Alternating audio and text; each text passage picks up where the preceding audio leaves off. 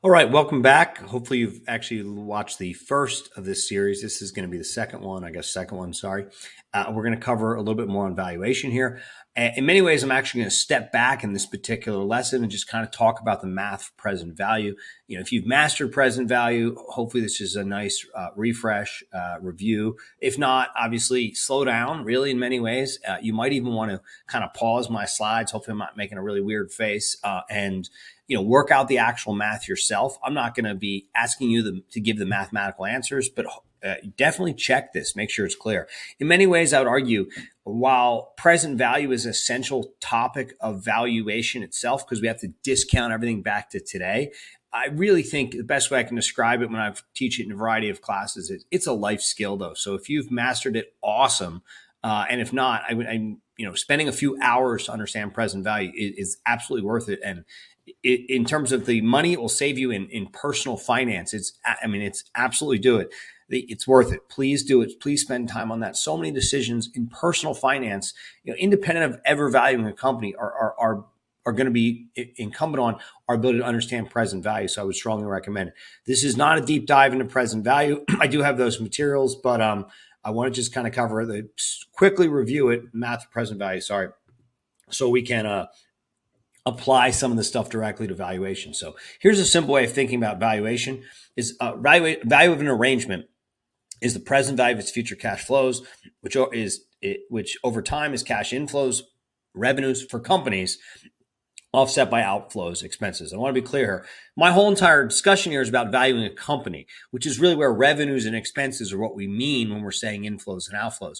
You could have other situations which are not really covered here where you could actually just leave it with cash flows. But the big comment here is we're valuing companies. We're not just valuing streams of cash flows. So we care about the drivers, the how of that company value, revenues and expenses. All right.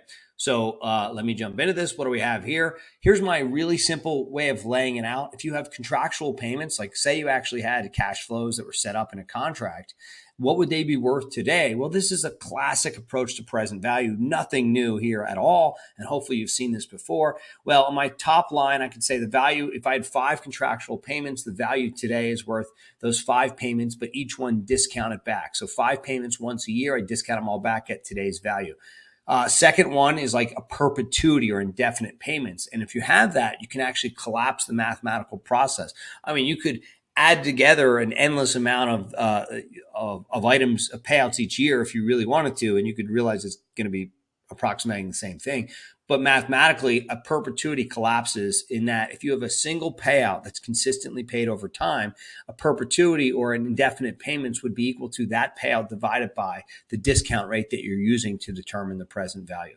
So then what if we include growth, which is really relevant for companies because sometimes we want to think about the company value is going to grow over time.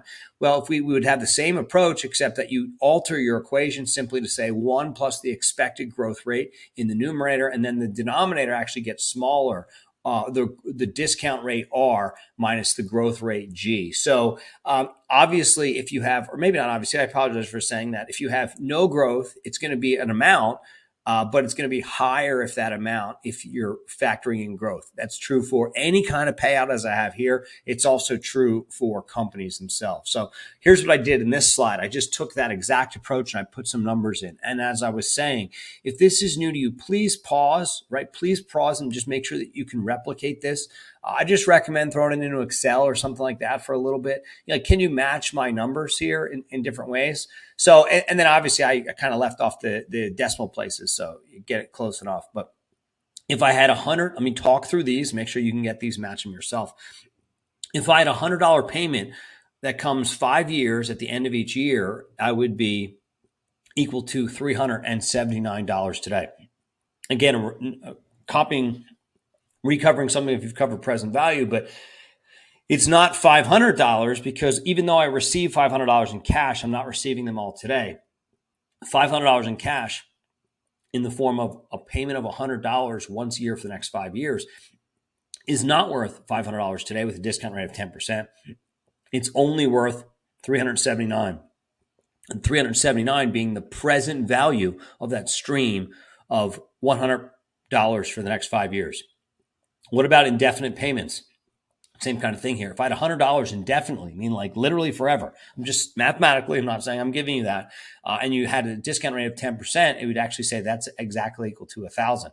Why isn't it worth way more than that? Well, because as you start going out further and further and collecting that $100 in 20 years and 30 years and 40 years, et cetera, is worth such a small amount because of discounting, which is why it's basically going to asymptotically approach $1,000.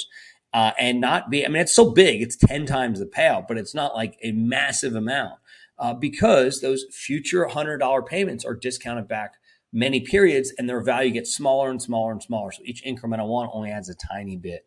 All right. What if I included growth? Well, as I said, that should be a higher amount. So if I did include growth here, let's say a growth rate of 3%, and I'm just using basic numbers here. This is not about a specific company. I would add that to my numerator and subtract it from my growth rate and my discount rate in the denominator. And naturally, I would get a larger amount. So, 1,471 would be if my $100 was actually going to grow based on a steady rate across time. So the total value today in all these cases would be greater with growth than without growth. The total value today would obviously be greater if I have more payments or indefinite payments than if I only have 5 payments, but it's never going to be equal to the total cash I'll receive because it's the present value of the cash I receive or today's terms, what that cash is worth. Okay. The basic idea of company value is very similar. Let's just add a little bit of a layer here, which is where we really want to go. We're doing the same thing where we'd have the value, like, for example, over the next 5 years, I could do my forecasted financials and then add in a terminal period. So where would my payout come from? Well, for these years, and by that I mean like my first series here, the 5 payouts, the ones I put in blue boxes, we forecast the income statement and balance sheet and translate them to cash flows. The payout is commonly free cash flows. The human capital intensive challenge here is not the math of discounting, because I just covered that, but it's actually determining the free cash flows, as in spending time thinking about our forecast of revenues and expenses. So it's motivating our forecast that matters most, not the counting of the cash when all is said and done.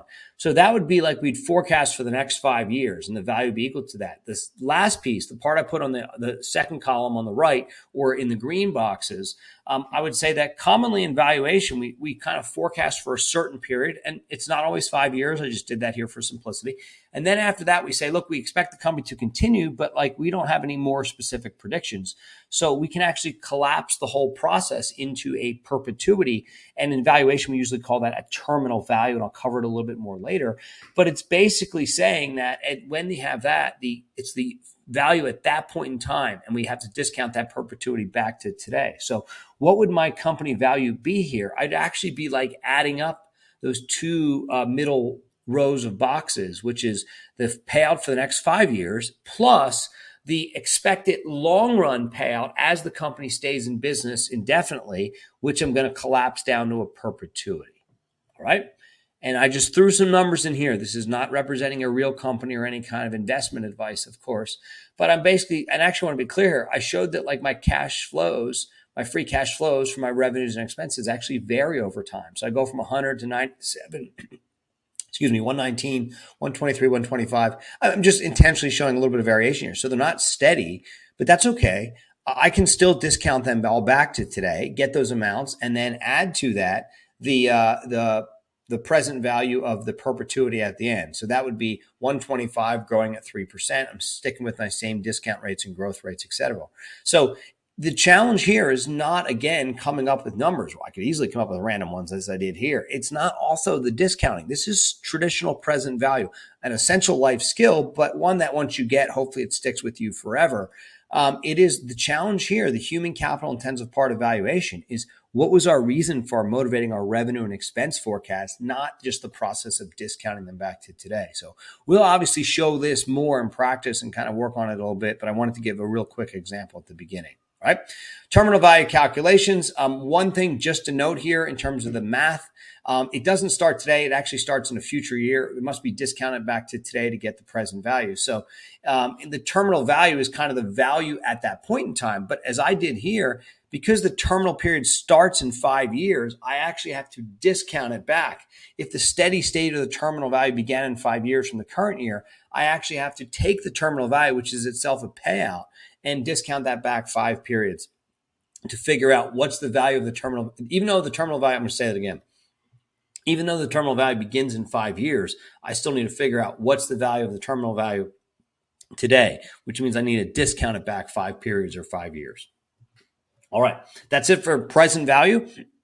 We'll apply that. I'll definitely get more into the specifics of valuation. I just wanted to take a quick step back and cover present value. Hopefully that was useful for you, and we'll jump right back into it soon.